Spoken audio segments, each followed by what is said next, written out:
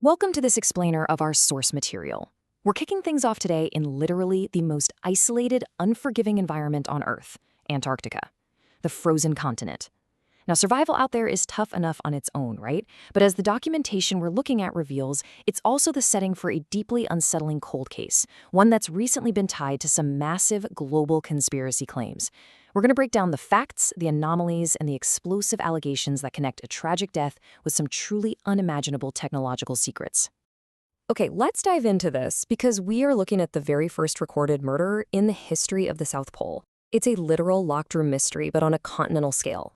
We'll explore how a seemingly isolated medical emergency rapidly snowballs into unprecedented allegations of covered-up technology. We're strictly unpacking what the sources present here, and let me tell you, it's a fascinating web to untangle. Section 1. Mysterious Death in Antarctica. The Fate of Rodney Marks. Our story centers on Rodney. Back in May of 2000, Rodney was a 32-year-old, brilliantly talented Australian astrophysicist stationed at the Amundsen-Scott South Pole Station. He was there to do some incredibly complex research, but instead, well, he became the center of an enduring enigma. To truly grasp the gravity of this situation, you have to imagine being one of just 49 people. That is exactly how many individuals were at the station during this time. There were no outsiders coming in and nobody going out. It creates the ultimate, inescapable locked room scenario. If something sinister happened to Rodney, the responsible party absolutely had to be one of those other 48 people trapped in that facility with him. And they were really truly trapped because of the extreme conditions. At this time of year, Antarctica experiences polar night. That is a relentless 5-month period of total darkness. The temperature drops to a lethal minus 70 degrees Celsius, with winds howling at around 150 kilometers per hour. Under those conditions, it is physically impossible for an aircraft to land. Any hope of rescue or evacuation was absolutely zero. The timeline of events brilliantly illustrates just how incredibly fast things deteriorated for Rodney.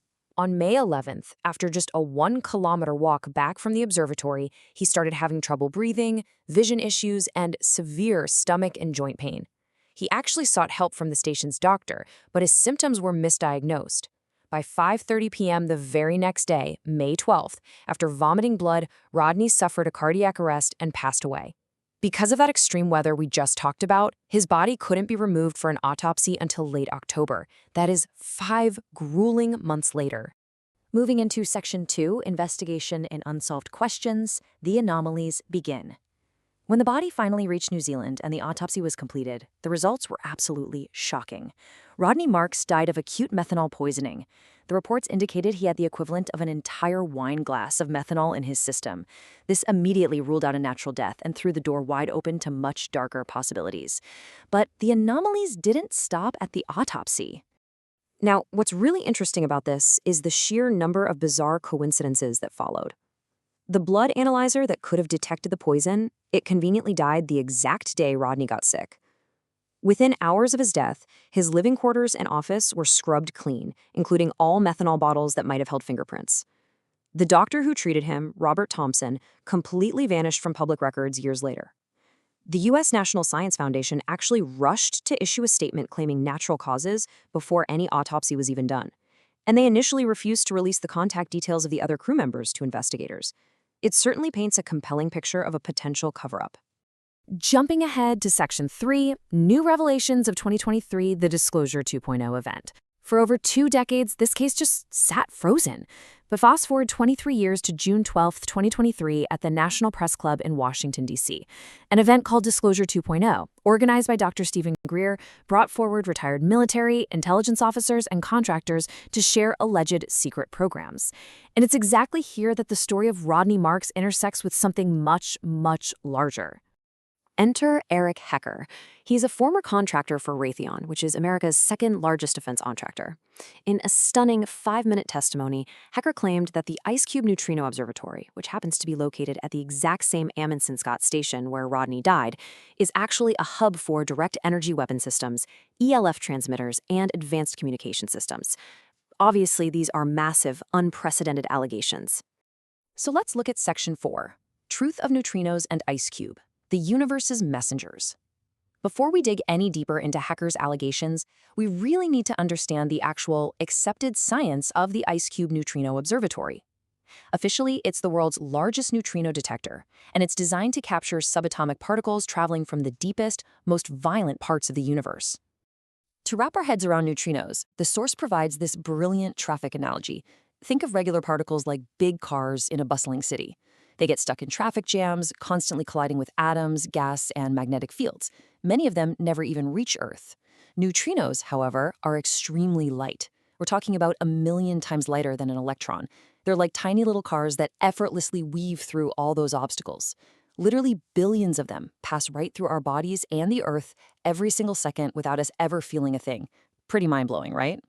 Which brings us to Section 5, Secret Weapon and Mind Control, the whistleblower's claims. So the official science says IceCube is just listening for these tiny, elusive particles.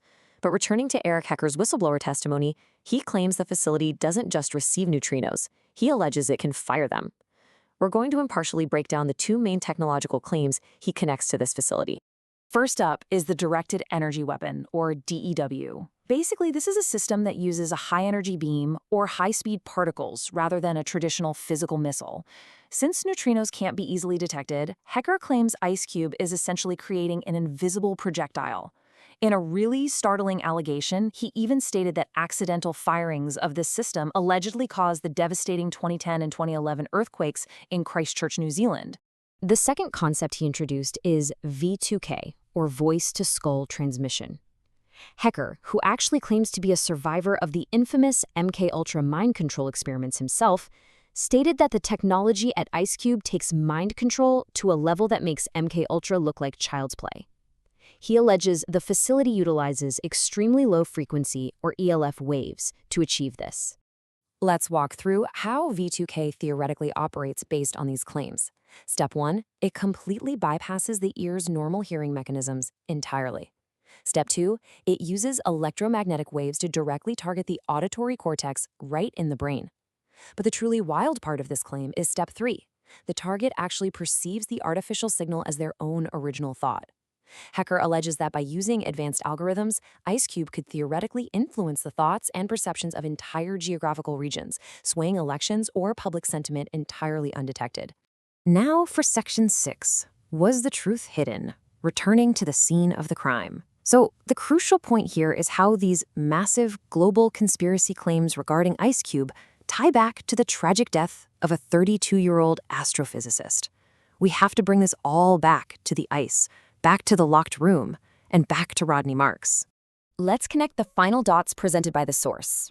First, the theory that Rodney committed suicide by drinking methanol completely falls apart because he actively sought medical help. I mean, you don't ask a doctor to save you if you've intentionally ingested poison, right? Second, Rodney wasn't just some random worker. He was a first-hand employee at the very observatory Hecker claims is hiding this classified technology. And finally, the fact that his body was stranded for 5 whole months allowed crucial time for evidence to seemingly just vanish into thin air. Which leaves us with this haunting final question. Was Rodney Marks' death merely a tragic accident wrapped up in unfortunate bureaucratic bungling? Or did he stumble upon the true nature of the IceCube Neutrino Observatory? Did he know too much, paying for that knowledge with his life, while his isolated killers just waited out the long, dark polar night? We may never have all the answers, but for sure, the frozen enigma of the South Pole remains one of the most chilling mysteries out there.